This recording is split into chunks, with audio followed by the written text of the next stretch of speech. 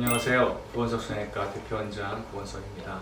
이번 시간에는 코 필러와 관련된 질문에 대해서 답변 드리도록 하겠습니다. 첫 번째, 기술적인 문제에 의한 위험성은 주사를 놓을 때 혈관 안으로 필러가 들어가서 혈관을 막는 것이 가장 위험한 부작용일 수 있는데요. 그건 기술적인 부분 말고 정상적으로 필러가 들어갔는데 필러의 어떤 특성상 문제점은 없는가 하는 것입니다. 우리 몸에서 분해가 돼서 없어지고 새로 주입하고 또 분해가 돼서 없어지고 이렇게 턴오버가 자주 되는 그런 필러일수록 우리 몸에 건강한 필러다. 그것이 되지 않고 오래 유지될수록 우리 몸에 좋지 않다. 이렇게 생각하면 틀리지 않습니다. 자, 사례를 보면서 설명드리도록 하겠습니다. 이분은 50대 여성인데요. 30년 전에 코에 파라핀 주사를 맞았다고 합니다. 그래서 콧등이 이렇게 불룩하고 코끝이 뭉툭하고 콧날도 전체 두툼하면서 빨개지기도 하고 미용적으로나 피부 상태가 상당히 좀 문제가 있는 상황입니다. 그래서 환자는 불안하기 때문에 파라핀을 다 제거를 했으면 좋겠다. 쉽지 않은 케이스였는데요. 수술 방법은 개방형 절개를 하고 아주 세심하게 박리를 해서 파라핀을 깨끗하게 제거를 한 다음에 매부리를 약간 다듬고 절골술을 해서 콧등을 모아주고 코끝만 귀원고를 이용해서 수술을 하였습니다. 콧대에는 아무것도 넣지 않았습니다. 그래서 수술 후 5개월 된 모습인데요. 첫눈에 봐도 콧날이 굉장히 날씬해지고 코끝이 오똑해졌음을 볼 수 있습니다. 이 콧등의 피부가 빨갰던 부분은 이미 파라핀 주사로 인해서 수십 년 동안 피부 조직이 손상을 당해서 혈관이 피부 바깥쪽으로 밀려있기 때문에 파라핀을 제거하더라도 겉에서 혈관이 비치는 그런 현상이 단시간 내에 없어지지는 않습니다. 그래서 그런 시간을 두고 차츰차츰 좋아지자고 보여지고요. 이렇게 코끝도 날씬하고 오똑한 그런 모습이 되었습니다. 파라핀이나 실리콘 주사를 맞은 경우에도 완전히 제거한 다음에 자가 조직으로만 수술하면 좋은 결과를 얻을 수 있다는 그런 사례를 보여주고 있습니다.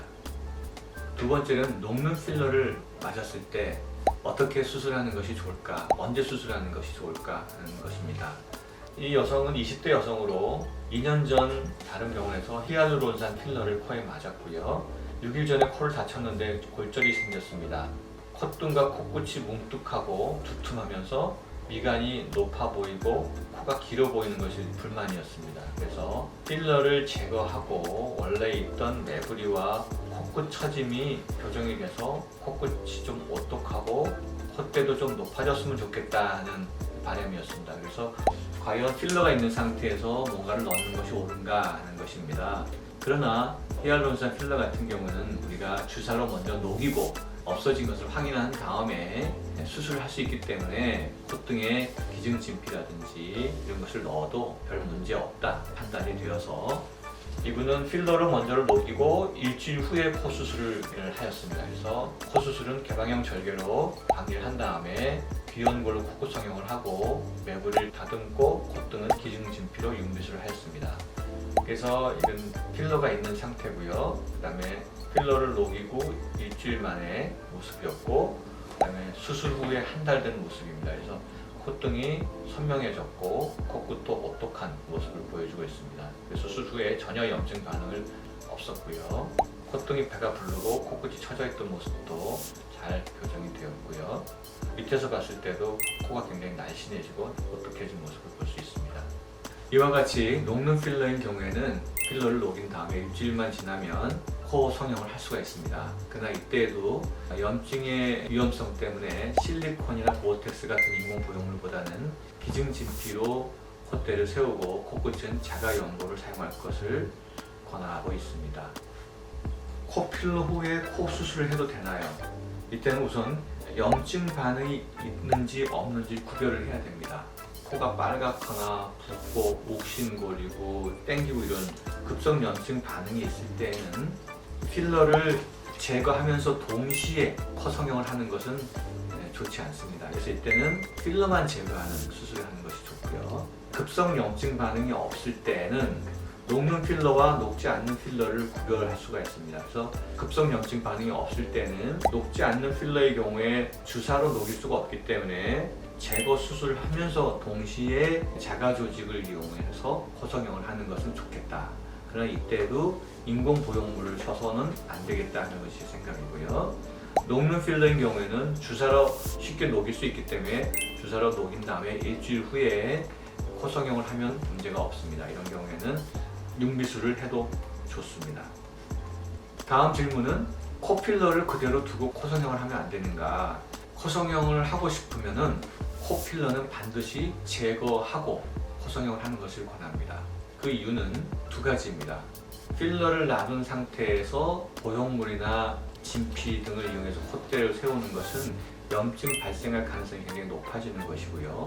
두 번째로는 필러가 있는 상태에서 보형물을 넣어서 높일 때는 콧대가 날씬하지 않고 뭉툭해서 모양이 이렇게 예쁘지가 않습니다. 필러를 제거한 다음에 또는 제거하면서 코성형을 하는 것이 바람직하다 이렇게 얘기할 수 있겠습니다.